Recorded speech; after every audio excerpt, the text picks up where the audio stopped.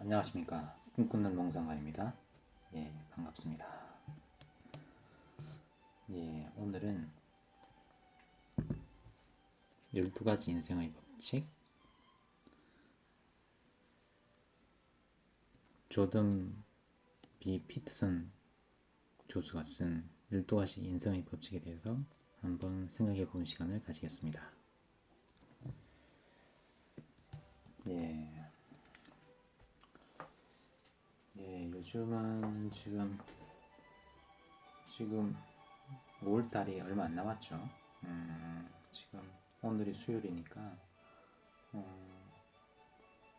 이제 목금 토일 월 하면 5월달이 다 지나가네요. 2021년도 5월달이. 다음 주는 5월하고 6월달이 겹치는 한 주가 되겠습니다. 예, 개인적으로도 6월달은 상당히 바빠질 것 같아요.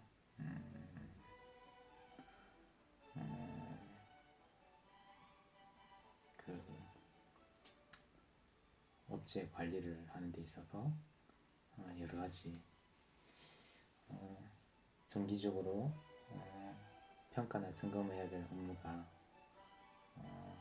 좀 다음 달부터 시작을 하게 됩니다. 그래서 좀 바빠질 것 같아요. 그리고 다음 달에는 또 개인적으로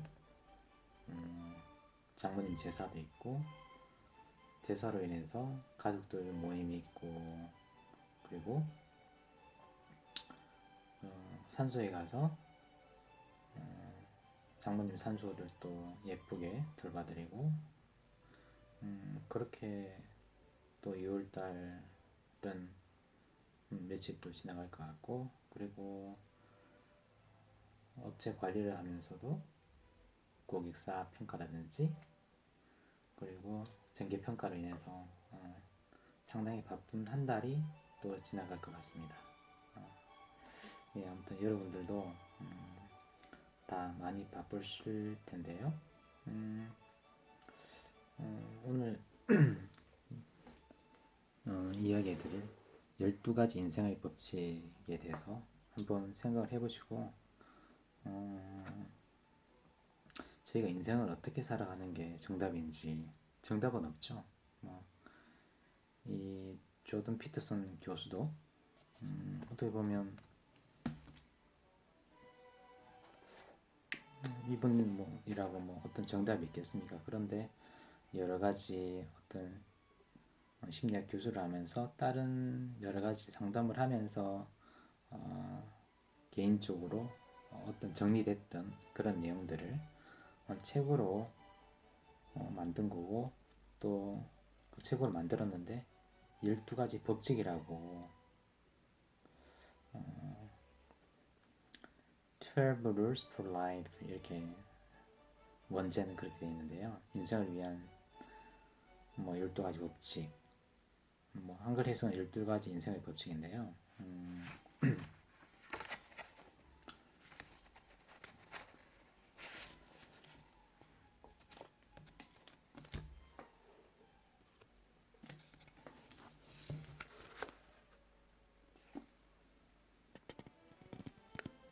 예, 여기 보시면 좀 내용이 깁니다. 이 책이 좀 두껍고요.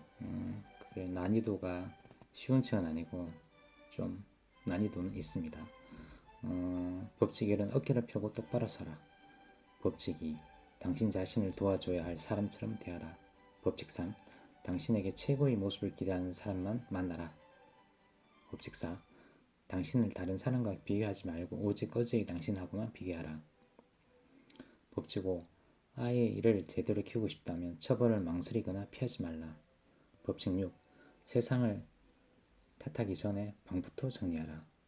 법칙 7. 쉬운 길이 아니라 의미 있는 길을 선택하라. 법칙 8. 언제나 진실을 말하라. 적어도 거짓말은 하지 말라.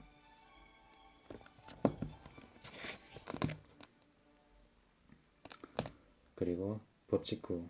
다른 사람이 말을 할 때는 당신이 꼭 알아야 할 것을 들려줄 사람이라고 생각하라.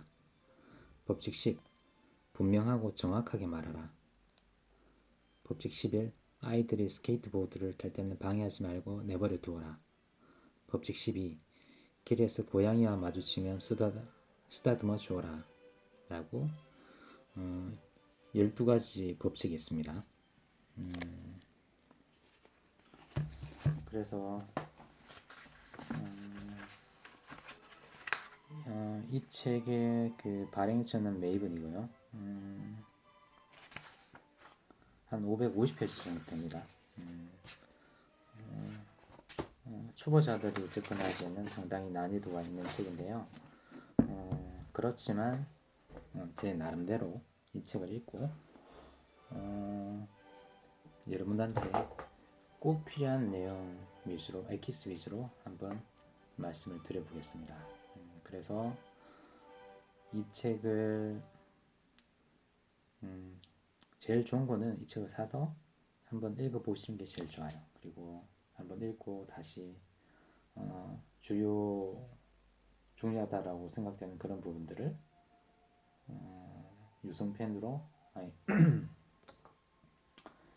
그 마커라든지 형광펜으로 색칠을 해놓고 다시 빠르게 읽어보고 그렇게 하면 더 좋지 않을까 싶습니다. 그리고 저도 잘 못하는 게 항상 책을 읽는 것으로만 항상 끝나갔어요. 제 개인적으로도. 근데 이제 책을 읽는 것만으로 끝나서는 별로 도움이 안 되고요. 책을 읽고 나서 그리고 생각을 하고 그 책 내용을 실천해서 우리가 여러분들이 생활에 그리고 변화가 와야지 여러분의 인생이나 운명이 바뀝니다. 그래서 저도 이 12가지 인생의 법칙을 한번 실천해서 제 인생을 바꿔볼 수 있도록 한번 노력해 보겠습니다. 네. 이제 12가지 인생의 법칙 첫 번째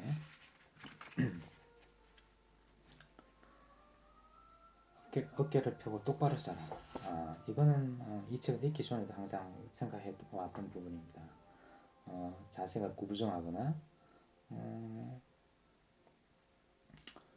그리고 이제 힘없는 자세로 서 있으면 사람이 멋대가리도 없고 어떻게 보면 자신이 없어 보이는 그런 자세인데요. 근데 어깨를 펴고 똑바로 선다는 것은 어깨를 딱 펴고 그리고 턱도 살짝 당기고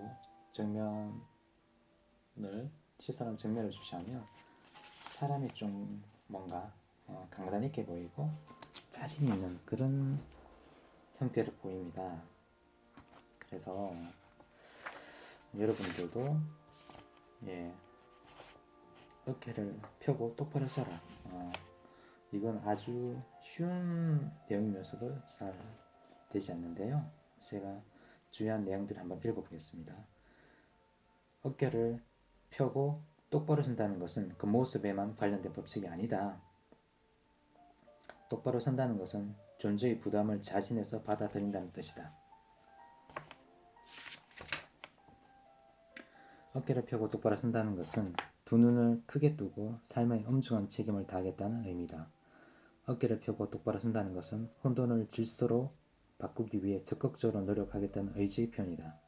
자신의 약점이 무엇인지 알고 그것을 기꺼이 받아들이며 인간의 유한성과 죽음을 모르던 어린 시절의 낭만이 끝났음을 인정했다는 뜻이다. 또한 생산적이고 의미 있는 현실을 만들기 위해 어떠한 희생도 감수하겠다는 뜻이기도 하다. 어깨를 펴고 똑바로 선다는 것은 옳은 것과 편한 것이 충돌하는 지점에서 십자가를 짊어지겠다는 뜻이다. 폭업적이고 엄격해서 죽은 것과 다름없는 질서를 원래의 출발점인 혼돈으로 되돌리겠다는 뜻이며 그 결과로 닥치는 불확실함을 견뎌냄으로써 궁극적으로 더 의미있고 더 생산적이고 더 좋은 질서를 만들겠다는 의미다. 따라서 자세부터 반듯하게 바로잡아야 한다. 구부정하고 웅크린 자세를 당장 버려라. 당신 생각을 거침없이 말하라. 바라는 것이 있으면 그런 권리를 가진 사람처럼 당당하게 요구하라. 다른 사람들이 가진 권리만큼 나에게도 그런 권리가 있다고 생각하라. 어깨를 쭉 펴고 정면을 보고 걸어라. 좀 건방지고 위험이 인물로 보여도 좋다. 세로토닌이 신경 회로를 타고 충분히 흐를 것이고 그러면 두려움도 사라질 것이다.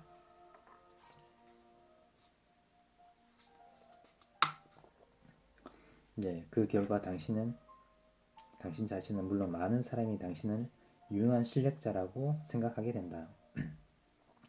많은 사람과 좋은 관계를 맺고 그들에게 긍정적인 인상을 남길 기회가 늘어난다.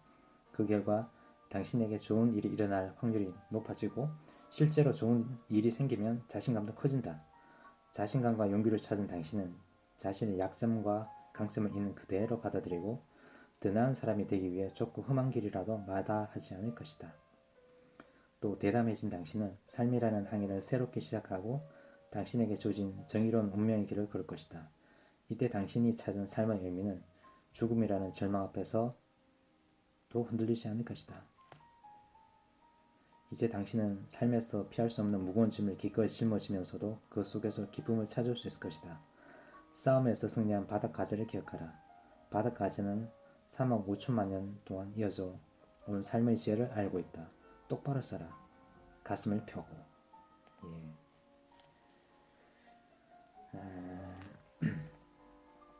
이 내용은 그렇게 어려운 내용이 아니니까요. 여러분들도 꼭 실천하고 첫 번째 규칙이잖아요. 그래서 첫 번째 규칙부터 한번 책을 읽고 어깨를 펴고 똑바로 서고 당당하게 행동하는 것들을 한번 실천해 보시기 바랍니다.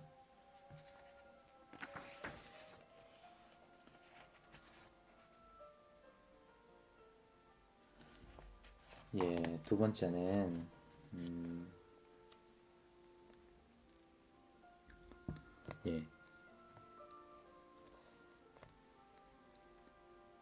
당신 자신을 도와줘야 할 사람처럼 대하라 라는 내용에 대해서 한번 읽어보겠습니다.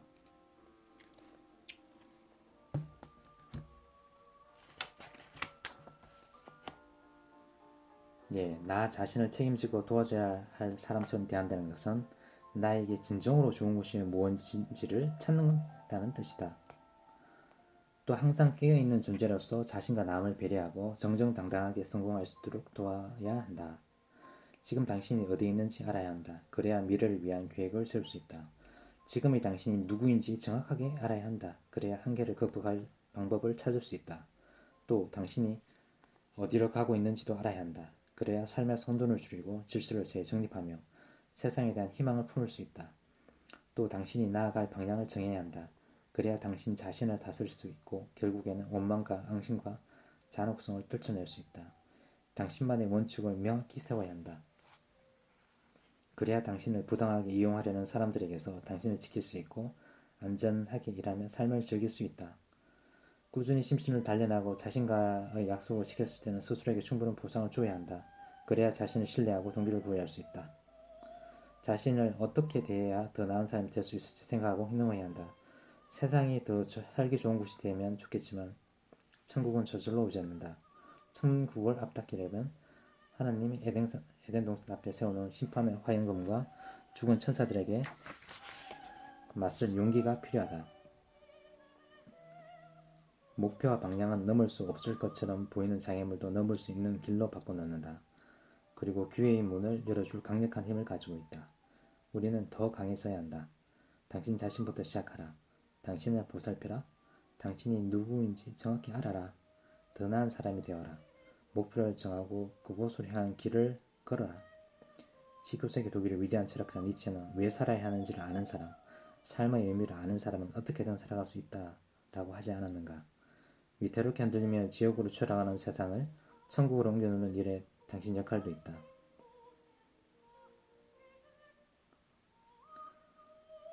당신의 삶을 바칠 수 있는 다른 길을 선택하라. 그러면 삶의 의미가 분명해진다. 힘겨운 삶을 사는 당신이 꼭 존재해야 하는 이유가 찾아진다. 또한 죄악으로 가득한 본성이 구원받는다. 에덴 동산에서 하나님과 동행하는 법을 다시 배운 사람답게 부끄러운 자의식을 떨쳐내고 자연스러운 자긍심과 당당한 자신감을 찾게 될 것이다. 당신 자신을 도와줘야 할 사람처럼 대하는 것, 즉 당신이 가장 먼저 해야 할 일이다. 이상으로 당신 자신을 도와줘야 할 사람처럼 대하라는, 결국은 나에게 진정으로 좋은 것이 무엇인지를 찾고 항상 깨어있고 내가 어디로 가고 있고 어디에 있고 어디로 나아가야 할지를 알아야지.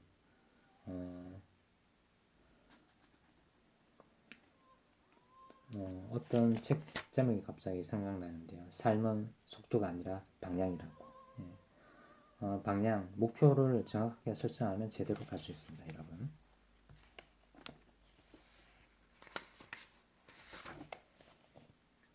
예, 세 번째는 법칙 3은 당신에게 최고의 모습을 기대하는 사람만 만나라.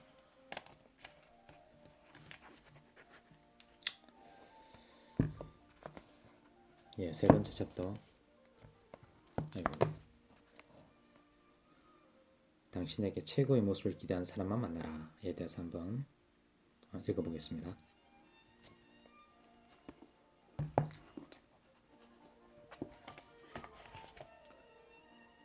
세상을 더 좋게 만들어 가려는 사람은 곁에 두어야 한다. 우리에게 유익한 사람하고만 관계를 맺는 것은 바람직한 행위다. 우리는 그들 덕분에 좀 더 나은 사람이 될 수 있고 그들도 우리를 보고 좋은 영향을 받을 것이다.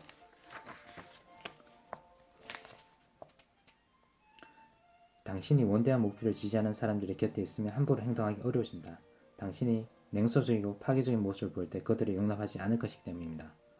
당신이 자신이나 주변 사람들에게 좋은 영향을 주는 선택을 하면 힘을 보태줄 것이고 그렇지 않을 때는 등을 돌릴 것이다. 따라서 사소한 선택이라도 신중하게 결정하고 소임과 책임을 완수하기 위해 각오를 다질 것이다. 위대한 결과는 운명을 건 도전에서 나오고 모든 영웅은 심판의 순간에 탄생한다. 이탈리아 피렌체에는 미켈란젤로의 걸작 대력 작품 다비드상이 있다. 아무도 감히 싸우려 하지 않는 그의 골리앗에 맞서 작은 돌멩이를 쥐고 결의에 찬 눈빛으로 서 있는 다비드상은 관람객에게 이렇게 비치고 있는 듯하다. 너는 지금의 너보다 더 나은 사람이 될 수 있다. 골리앗이 40일 동안 싸움을 걸었을 때 아무도 그의 도발에 응하지 않았다. 마침내 다윗이 골리앗과 싸우겠다고 했을 때 그의 형제들은 양이나 치라며 비아냥거렸다. 당신이 다비드처럼 불가능해 보이는 원대한 목표를 향해 나아갈 때 현재의 부족함과 미래의 가능성이 동시에 드러난다. 그리고 다비드의 형제들처럼 많은 사람이 당신 때문에 혼란에 빠질 것이다. 그들의 냉소주의와 게으름이 정당화될 수 없다는 걸 당신이 증명하기 때문이다. 그들은 카인이고 당신은 아벨이다. 그들은 자신들의 삶이 망가진 이유가 세상의 잘못 때문이 아니라는 사실을 당신을 통해 알게 될 것이다. 삶의 무게를 감당하기 싫은 자신들의 잘못이라는 점도 그들도 부인할 수 없을 것이다. 선하고 건강한 사람들과 함께 지내는 일이 쉬울 것 같지만 사실은 그렇지 않다. 오히려 문제 많고 질 나쁜 사람들과 지내는 것보다 더 어렵다. 몸과 마음이 모두 건강한 사람은 그야말로 이상적이다. 그런 사람과 가까이 지내려면 강인한 의지와 꾸준한 노력이 필요하다. 겸손해야 하고 용기가 있어야 한다. 모든 걸 스스로 판단해야 하고 조건 없는 동정과 연민도 경계해야 한다. 그런데 나는 당신에게 이렇게 말해주고 싶다. 당신에게 최고의 모습을 기대하는 사람만 만나라. 예, 이 의미는 당신에게 나에게 최고의 모습을 기대하는 사람만 만나라. 결국은 나를 좋아해주고 내가 하는 여러가지 부족한 점들도 앞서 미켈란젤로의 조각품이 말한 것처럼 너는 지금의 너보다 더 나은 사람이 될 수 있어. 그래서 계속 부족하고 미흡한 점을 계속 노력하면 너는 최고의 사람이 될 수 있어. 그런 의미가 아닐까 또 한번 생각을 해봅니다.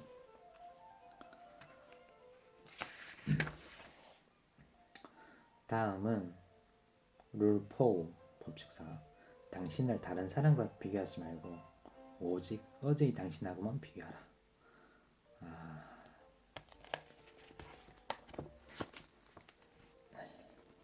예, 여기 왼쪽에는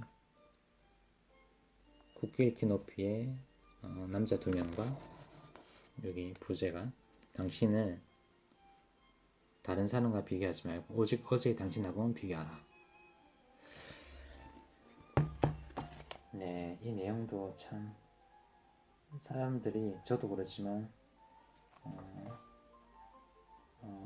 부족한 저 자신하고만 비교하면 큰 문제가 없는데 항상 잘하고 있는 돈이 많은 능력 있는 다른 사람과 비교함으로써 스스로 망가지는 경우가 많이 생깁니다. 그래서 이번 챕터에 대해서 한번 제가 읽어볼게요. 작은 목표를 세워라. 처음부터 거창한 목표를 세우면 아무것도 하지 못한다.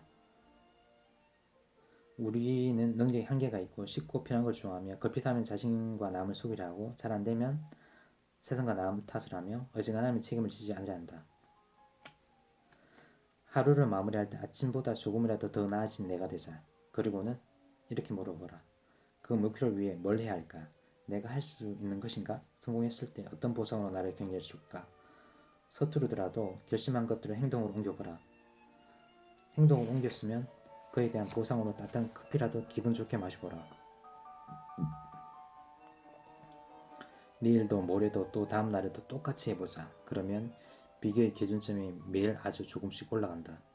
이것으로 기적이 시작된다. 그런 날이 한 달, 두 달, 나아가 1년, 2년이 쌓이면 그야말로 엄청난 변화가 생긴다. 삶이 완전히 달라질 것이다. 그때가 되면 더 높고 가치 있는 목표에 눈길이 간다. 별이라도 딸 것 같은 자신감이 생긴다. 당신 눈을 가리던 장막이 거치고 새로운 것이 보이기 시작할 것이다. 무엇을 목표로 하느냐에 따라 보이는 것이 달라지기 때문이다. 목표가 바뀌면 보이는 게 바뀐다. 다시 한번 강조할 가치 있는 말이다. 목표가 바뀌면 보이는 게 바뀐다. 즉, 이 말을 읽으니까 또 이런 내용이 생각나네요. 아는 만큼 보이고 아는 만큼 들린다. 내가 알아야지 어떤 내용에 대해서 아는 만큼 보이고 아는 만큼 들리는 것처럼 내가 설정한 목표가 A에서 B로 바뀌면 그 목표에 따라서 당연히 그것을 도달하려고 성취하려고 하는 노력에 따르게 되니까 목표가 바뀌면 보이는 게 바뀐다. 그러니까 그 목표 바뀌면 당연히 보이는 게 바뀌고 결국은 아는 만큼 보이고 아는 만큼 들리는 다 그런 내용하고도 좀 일맥상통한다는 생각이 드네요.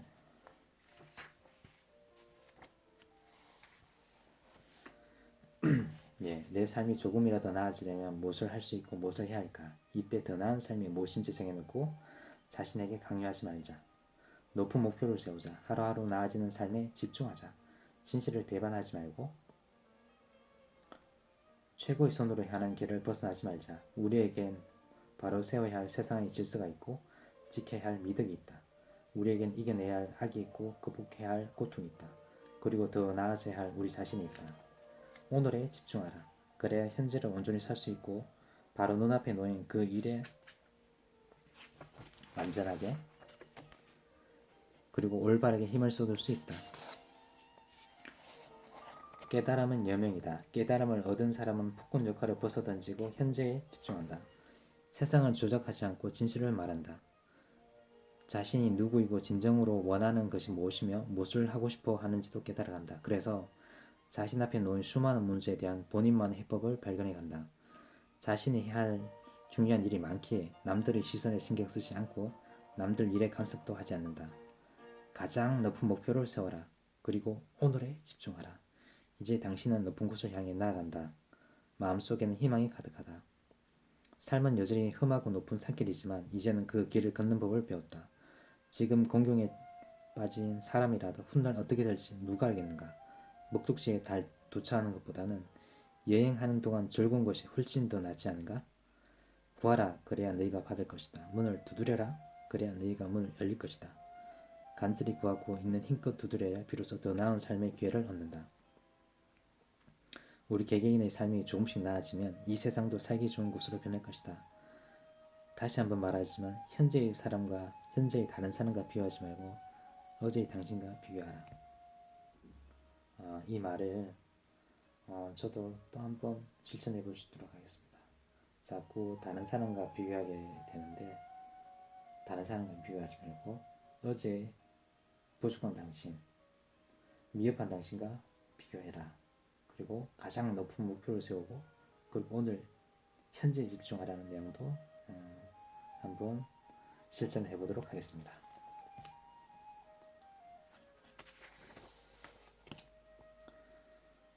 예, 다음은 룰 5.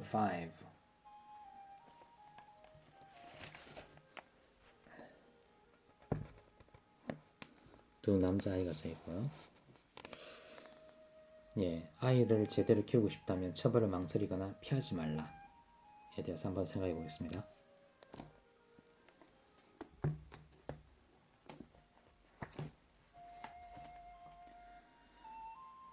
예, 훈육 원칙의 재정리.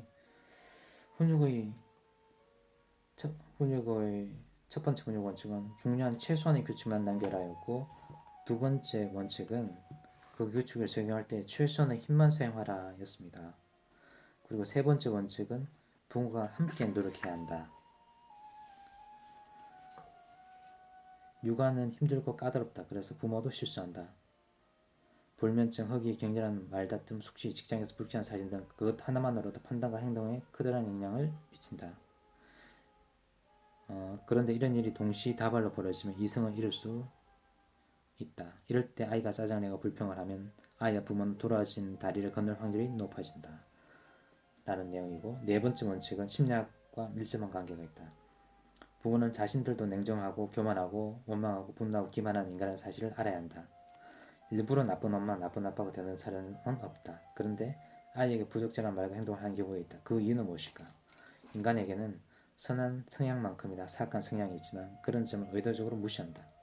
인간은 친절하고 살이 깊지만 그만큼 공격적이고 이기적이기도 하다. 어떤 노는 또 도발적인 아이에게 지배당하는 걸 좋아하지 않는다. 참을성 있고 자상한 부모라도 동네 슈퍼마켓에서 어린 아들의 못된 행동 때문에 마음이 상했다면 10분쯤 후에 아들이 칭찬받을 일을 했어도 냉랭하게 대할 것이다. 올바른 훈육을 위한 마지막 원칙은 부모에게 현실 세계의 대리인으로 행동할 의무가 있다는 것이다. 부모에게는 자녀의 행복을 보장하고 창의의 이력을 키워주며 자긍심을 북돋아야 할 책임이 있다. 또한 자녀를 바람직한 사회 구성으로 케어할 의무가 있다. 부모가 이런 책임과 의무를 다할 때 자녀는 기회와 자존감과 안정감을 얻는다. 이런 과정에 개인적인 정체성을 찾는 것보다 중요하다. 높은 수준의 사회성이 갖춰진 후에야 개인의 정체성도 의미를 갖는다.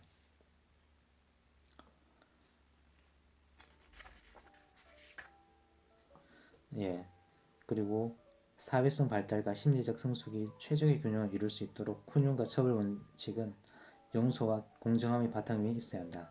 명확한 규칙과 적절한 훈육은 어린아이에게만 좋은 것이 아니다. 가정과 사회의 질서를 확립하고 유지하며 확장하는 데도 도움이 된다. 이때 질서는 지하세계의 혼돈과 공포로부터 우리를 보호한다. 지하세계는 모든 것이 불확실한 불안과 절망이 지배하는 암울한 공간이다. 헌신적이고 용기 있는 부모가 자녀에게 줄 수 있는 가장 큰 선물은 올바른 훈육이다. 아이를 제대로 키우고 싶다면 처벌을 망설이거나 피하지 말라. 예, 이 내용은 저도 애들 키워보고 있고 지금도 키우고 있고 한데요. 저는 잘 못하지만 저희 가족이 처벌을 망설이거나 신상필벌에 이런 것들을 잘하는 것 같습니다. 아무튼 부부가 있다면 개인적인 생각은 서로 잘 서로 잘 상해가면서 아이를 훈육하는 게 제일 좋고, 그리고 한 명이 혼내고 있다면 다른 한 명은 또 감싸줄 수 있는 그런 서로 업무가 나눠진 그런 형태로 하는 것도 좋지 않을까 싶습니다. 특히 사춘기 아이들하고 이야기할 때 그런 내용이 중요하지 않을까 싶습니다.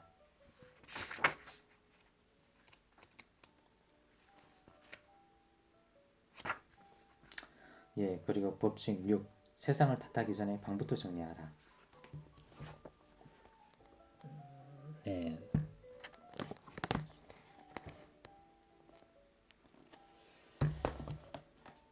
예, 이번 장은 중간에 잠깐 괴테에 대해서 한번 이런 내용이 있습니다. 1808년 파우스트 일부를 완성하고 괴테는 20년이 지나서 쓴 드이브에서도 메피스토텔레스의 입을 빌려 이러한 감정을 표현만 약간 바꿔 다시 언급했다. 정오가 복수심으로 가득한 인간의 파괴성을 구성하는 핵심 요소인 것은 사실이다. 톨스토이는 첫 번째는 그런 문제를 아예 생각하지 않던 어린 시절의 무지함으로 회귀하는 것이고, 두 번째는 골치 아프게 생각할 것 없이 무작정 쾌락을 추구하는 것이었다. 세 번째는 삶에서 얻을 수 있는 것은 아무것도 없음을 이미 알고 있기에 사악하고 무의미한 삶을 계속 유지하는 것이었다. 그리고 네 번째이자 마지막 탈출 방법이 힘과 에너지가 넘치는 방법이라고 생각했다. 네 번째 방법은 삶이 사악하고 무의미한 것이라고 깨닫는 순간 삶을 파괴하는 것이다. 라는 내용을 한번 이야기했고요. 예, 당신 삶을 깨끗이 정리하라. 예, 당신이 옳지 않다고 생각하는 것들, 그것들을 중단하고 오늘 당장 중단하고, 이유를 정확히 몰라도 무엇이 옳고 무엇이 그런지 정도는 알 수 있다. 따라서 중단해야 한다는 생각이 조금이라도 들면 즉각 중단하라. 당신의 경험을 먼저 정리하라. 또 겸손한 마음을 가져라. 가정도 평화롭게 꾸려가지 못하면 어떻게 함부로 세상을 평가할 수 있겠는가. 당신의 양심과 이성이 시키는 일만 하라. 그리고 하루 동안 어떤 변화가 일어나는지 지켜보라. 판단력이 향상되면 꼬이고 뒤틀린 과거의 문제들도 정리된다. 더욱 강인한 정신을 갖게 되고 더욱 당당하게 미래를 이뤄갈 것이다. 맑아진 정신은 삶의 좋은 면을 발견할 것이다. 궁극적으로 당신은 누구보다 평화와 세상의 모든 선함을 지키는 강력한 힘이 될 것이다. 우리는 모두 선한 삶을 살기로 한다면 세계가 어떤 모습으로 변할지 누가 알겠는가? 우리 모두 진실만을 말하고 높은 곳을 목표로 살아간다면 바로 이 타락한 지구에 영원한 천국을 세울 수 있지 않을까? 세상을 탓하기 전에 방부터 정리하라.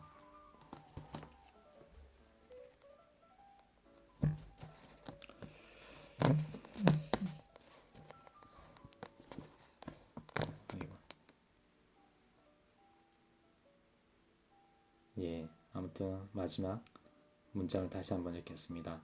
우리 모두가 선한 삶을 살기로 한다면 세계가 어떤 모습으로 변할지 누가 알겠는가? 우리 모두 진실만을 말하고 높은 곳을 목표로 살아간다면 바로 이 타락한 지구에 영원한 천국을 세울 수 있을지 누가 알겠는가? 세상을 탓하기 전에 방부터 정리하라. 예, 이거는 스스로 뭔가 큰 변화를 일으키기 전에 내 주변 일, 작은 일부터 좀 정리해서 하나하나 작은씩 실행하는 그런 내용이 아닐까 싶습니다. 이게 12가지 법칙 중에 우선 6가지를 정리하는 형태로 1부를 마치겠습니다. 이상으로 꿈꾸는 몽상가였습니다. 감사합니다.